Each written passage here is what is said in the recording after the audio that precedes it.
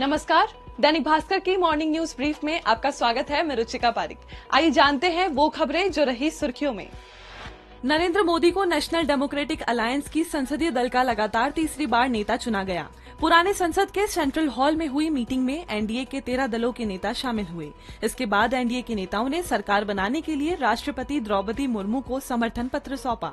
मोदी ने भी राष्ट्रपति द्रौपदी से मुलाकात की। राष्ट्रपति ने उन्हें सरकार बनाने का न्योता दिया। इसके बाद मोदी ने कहा कि 18वीं लोकसभा नई ऊर्जा और कुछ कर गुजरने वाली लोकसभा रहेगी।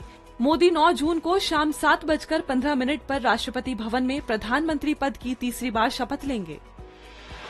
सेंसेक्स ऑल टाइम हाई पर पहुंचा। कारोबार के दौरान इसने 76,795 के स्तर को छुआ।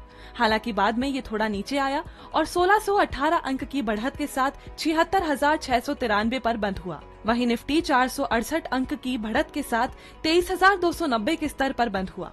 ये निफ्टी का ऑल टाइम क्लोजिंग हाई है। सेंसेक्स के सभी 30 शेयरों में तेजी रही। M&M का शेयर सबसे ज्यादा 5.83% चढ़ा। वहीं आईटी कंपनी विप्रो और टेक महिंद्रा में करीब 5% की तेजी रही। टाटा स्टील, इन्फोसिस और भारतीय एयरटेल के शेयर करीब 4% चढ़े। एक्ट्रेस कंगना रनौत को थप्पड़ मारने वाली CISF की महिला कांस्टेबल कुलविंदर के खिलाफ FIR दर्ज की गई है। उस पर रास्ता रोकने और मारपीट करने के तहत केस दर्ज किया गया है। CISF ने कुलविंदर को सस्पेंड करके मामले की जांच के आदेश दिए हैं। इस मामले में किसान संगठन कुलविंदर के समर्थन में आ गए हैं। सिख संगठन की बहादुरी बताकर उसके माता पिता को सम्मानित किया। वहीं बॉलीवुड सिंगर विशाल ददलानी ने कुलविंदर को नौकरी दिलाने का वादा किया है।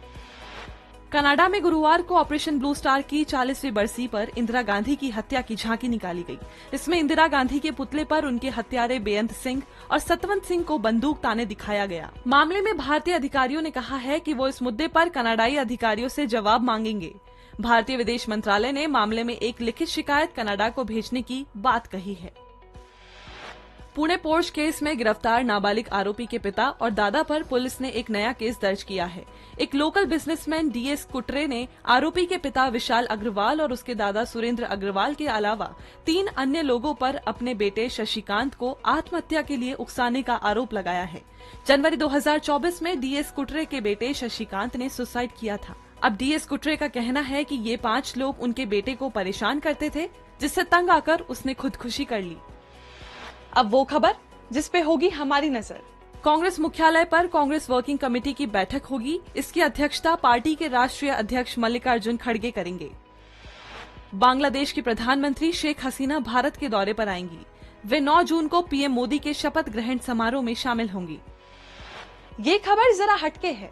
IIT कानपुर में आर्टिफिशियल दिल बनाया जा रहा है। जल्द ही बकरी पर इसका ट्रायल होगा। ये दिल विदेशों से 10 गुना कम लागत में तैयार होगा। इसे टाइटेनियम धातु से विकसित किया जा रहा है। ये उन लोगों के लिए उपयोगी है जिनका हार्ट ठीक से ब्लड पंप नहीं करता। आर्टिफिशियल दिल इंसानों से पहले बकरी के सीने में धड़केगा। इसे हृदय यंत्र नाम दिया गया है। IIT कानपुर के डायरेक्टर प्रोफेसर मणिंद्र अग्रवाल ने कहा कि पहले इसे सुअर में लगाने की योजना थी। और अब आज के दिन का इतिहास। 8 जून 1936 यानी आज ही के दिन भारतीय रेडियो सेवा को ऑल इंडिया रेडियो नाम मिला था। इससे पहले इसे इंडियन स्टेट ब्रॉडकास्टिंग सर्विस के नाम से जाना जाता था। देश में रेडियो की शुरुआत 23 जुलाई 1927 को बॉम्बे से हुई थी। इसके 5 महीने बाद कलकत्ता में रेडियो का प्रसारण शुरू हुआ। 1956 में ऑल इंडिया रेडियो को आकाशवाणी नाम दिया गया। देश भर में 479 रेडियो स्टेशन के जरिए भारत की 99.19% आबादी तक इसकी पहुंच है। 23 भाषाओं और 179 बोलियों में आकाशवाणी के जरिए प्रसारण किया जाता है। जानते हैं शेयर मार्केट कैसा रहा। सेंसेक्स 1618 पॉइंट्स बढ़कर 76,693 पर बंद हुआ। वहीं निफ्टी 468 पॉइंट्स बढ़कर 23,290 पर बंद हुआ। और अब थॉट ऑफ द डे। बेहतर बनने के लिए हर दिन कुछ नया सीखें। तो आज की बात बस यहीं तक। कल फिर होगी मुलाकात। तब तक के लिए देखते, पढ़ते और सुनते रहिए दैनिक भास्कर ऐप।